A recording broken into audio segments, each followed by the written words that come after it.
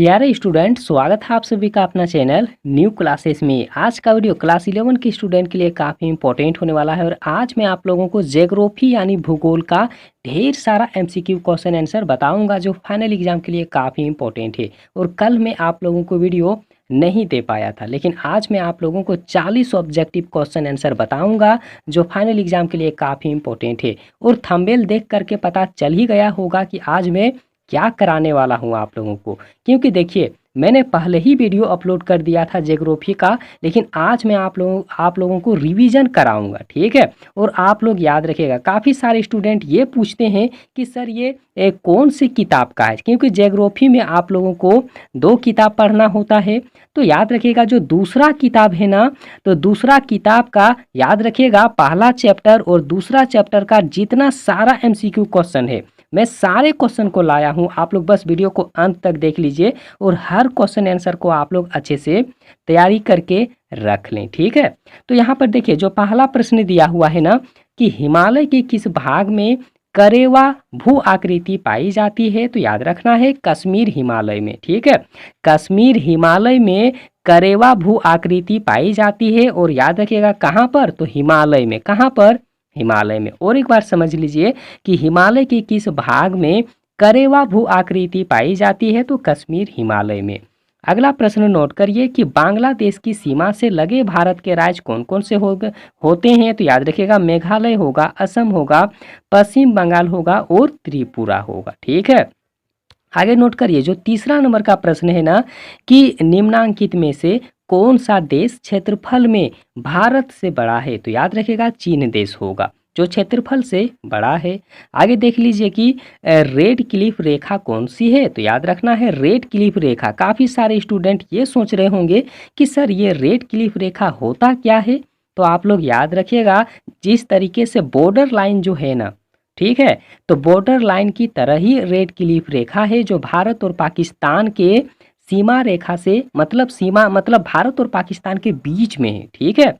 याद रखना है आप लोगों को। आगे देख लीजिए अगला जो प्रश्न है ना कि निम्नांकित याम्योत्तर में कौन सा भारत का मानक याम्योत्तर रेखा है, तो याद रखना है जो यहाँ पर 82 डिग्री 30 पूर्व है ना, ये स्कूल बिल्कुल भी करेक्ट आंसर होगा। आगे देखिए अगला जो प्रश्न है ना कि मैकमोहन रेखा है, तो मैकमोहन रेखा होता क्या है, तो याद रखना है भारत और चीन के बीच में जो रेखा है इसी को तो मैकमोहन रेखा कहा जाता है। अगला प्रश्न आप लोग नोट करिए कि अगर आप एक सीधी रेखा में राजस्थान से नागालैंड की यात्रा करें तो निम्नांकित में नदियों में से किस एक को आप पार नहीं करेंगे। मतलब देखिए ऑप्शन के अनुसार आप लोगों को जवाब देना है, तो आप लोग इस चीज़ को याद रखिएगा। अगर आप लोग राजस्थान से नागालैंड अगर आप लोग जा रहे हैं, ठीक है, तो कौन सी नदी को आप लोग पार नहीं करेंगे, तो याद रखना है सिंधु नदी को आप पार नहीं करेंगे, ठीक है। आगे देख लीजिए कि कौन सी अक्षांश रेखा भारत को 2 भागों में बांटती है, तो याद रखना है कर्क रेखा होगा। निम्नांकित में से कौन सा देश भारत का पड़ोसी देश नहीं है, तो देखिए ऑप्शन के अनुसार जवाब देना है, तो इसका राइट आंसर यहाँ पर होगा थाईलैंड। क्या होगा, थाईलैंड होगा। आगे देख लीजिए क्षेत्रफल के अनुसार भारत का विश्व में स्थान कितना है, तो 7वां स्थान है। अगला नोट करिए कि इनमें से किस राज्य में कर्क रेखा गुजरती है, तो याद रखना है कर्क रेखा कहाँ पर गुजरेगा, तो झारखंड में। और इसके अलावा और बहुत सारे राज्यों से होकर के कर्क रेखा गुजरती है। आगे नोट करिए कि निम्नांकित में कौन सा भारत का सबसे दक्षिणी स्थान है, तो याद रखना है इंदिरा पॉइंट जो है ये भारत का सबसे दक्षिणी स्थान है, याद रखना है। आगे देख लीजिए कि जम्मू और कश्मीर की राजधानी कहाँ है, तो जम्मू कश्मीर की राजधानी श्रीनगर है। आगे नोट करिए कि निम्नांकित में राज्यों में से कौन सा राज्य बांग्लादेश से अपनी सीमा नहीं बनाता है, तो नागालैंड इसका बिल्कुल भी करेक्ट आंसर होगा, ठीक है। और आप लोग याद रखिएगा जो यहाँ पहला और दूसरा चैप्टर है ना, इसके बाद में भी काफ़ी सारे चैप्टर का वीडियो अब मैं आप लोगों को दूंगा। आप लोग हर एक वीडियो को जरूर से जरूर देखिएगा। और यहाँ पर देखिए इनमें से कौन लक्षद्वीप की राजधानी है, तो देखिए लक्षद्वीप की राजधानी कवरत्ती होगा, ठीक है। क्या होगा, कवरत्ती होगा। आगे नोट करिए कि भारतीय उपमहाद्वीप में कौन सा देश सम्मिलित नहीं होता है? तो यहाँ जो म्यांमार दिया हुआ है ना, ये बिल्कुल भी शामिल नहीं है, ये सम्मिलित नहीं है। आगे नोट करिए कि क्षेत्रफल की दृष्टि से निम्नांकित में से कौन सा देश भारत से बड़ा नहीं है? ऑप्शन के अनुसार जवाब देना है। तो देखिए यहाँ पर दिया क्या हुआ है कि क्षेत्रफल की दृष्टि से भारत से बड़ा नहीं है कौन सा देश? तो फ्रांस होगा। फ्रांस जो है ना, यह क्षेत्रफल की दृष्टि से भारत से बड़ा बिल्कुल भी नहीं है। आगे देख लीजिए कि निम्नांकित में से किस राज्य की जनसंख्या सर्वाधिक है? ऑप्शन के अनुसार जवाब देना है।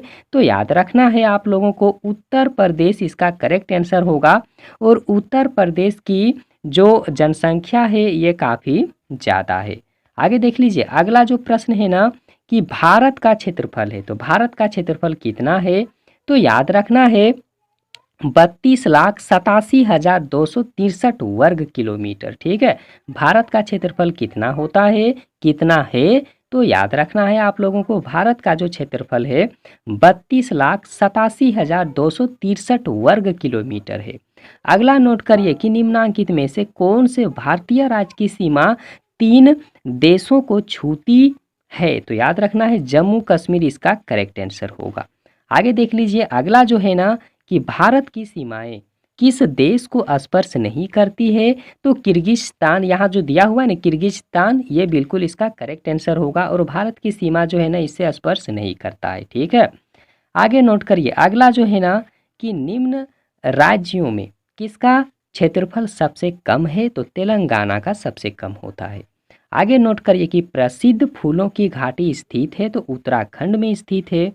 आगे देख लीजिए कि सिंधु को इंडस कौन लोग कहते हैं? काफ़ी इंपॉर्टेंट सवाल है। ठीक है, सिंधु को इंडस कौन लोग कहते हैं?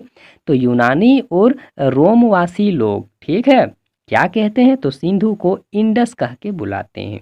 आगे देख लीजिए कि मालाबार तट स्थित है कहाँ पर? गोवा और कन्याकुमारी के बीच होगा। आगे देख लीजिए अगला जो है ना कि किस राज्य में लोकताक झील स्थित है? तो मणिपुर में है। काफ़ी इंपॉर्टेंट सवाल है। ठीक है, आगे यहाँ पर आप लोग देख सकते हैं कि नंदा देवी चोटी, तो नंदा देवी चोटी है क्या? तो आप लोग याद रखिएगा नंदा देवी चोटी जो है ये कुमाऊं हिमालय का एक भाग है। क्या है? तो कुमाऊं हिमालय का एक भाग है। आगे देख लीजिए अगला जो है ना कि अंडमान और निकोबार को कौन सा जल क्षेत्र अलग करता है? तो 10 डिग्री चैनल जो है ये अलग करता है। आगे देख लीजिए कि भारत के पूर्वी घाट तथा पश्चिमी घाट मिलते हैं कहाँ पर? तो नीलगिरी पहाड़ियों पर जाकर के मिल जाते हैं। अगला जो है ना कि डोडा बेटा चोटी निम्नांकित में कौन सी पहाड़ी श्रृंखला में स्थित है? तो नीलगिरी में स्थित है। आगे देख लीजिए कि अरावली का सर्वोच्च शिखर क्या है? तो दोदा बेटा है। ठीक है, क्या है? दोदा बेटा है। आगे देख लीजिए अगला जो है ना कि विश्व की सर्वोच्च पर्वत चोटी है, तो माउंट एवरेस्ट होगा। क्या होगा? माउंट एवरेस्ट होगा।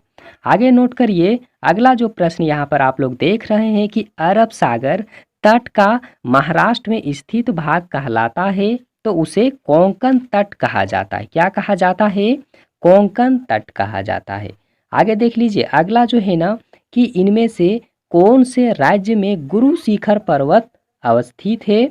तो राजस्थान में है। आगे देख लीजिए निम्नांकित दरों में से किससे होकर लेह जाने का रास्ता है? तो यहाँ पर जोजिला होगा। क्या होगा? जोजिला होगा। आगे यहाँ पर आप लोग देख सकते हैं कि लटकती घाटी निर्मित होती है कहाँ पर? तो हिमच्छादित क्षेत्र में। कहाँ पर? हिमच्छादित क्षेत्र में। आगे देख लीजिए कि शिवालिक पहाड़ियाँ निम्न में से किसका हिस्सा है? तो हिमालय का हिस्सा है। आगे आप लोग देख सकते हैं कि रांची, हजारीबाग तथा गया जिला जो है किस पठार के अंतर्गत में आते हैं? तो छोटा नागपुर पठार के अंतर्गत में आता है। आगे आप लोग देख सकते हैं कि भारत का सर्वोच्च शिखर K2 हिमालय की किस श्रेणी में स्थित है? तो काराकोरम में स्थित है। और इस वीडियो का जो अंतिम क्वेश्चन है आप लोग देख लीजिए कि हिमालय के पाद प्रदेश के रूप में किसे जाना जाता है? तो शिवालिक को जाना जाता है। तो ये था आप लोगों के लिए 40 इंपॉर्टेंट क्वेश्चन। और आप लोग हमें कमेंट सेक्शन में ज़रूर कमेंट करके बताइएगा कि यहाँ 40 क्वेश्चन में से कितना आप लोग पहले पढ़े थे और कितना आप लोगों को पहले से ही याद था। और वीडियो कैसा लगा आप लोगों को, वीडियो को ज़रूर से ज़रूर लाइक करिए और वीडियो देखने के लिए बहुत बहुत धन्यवाद।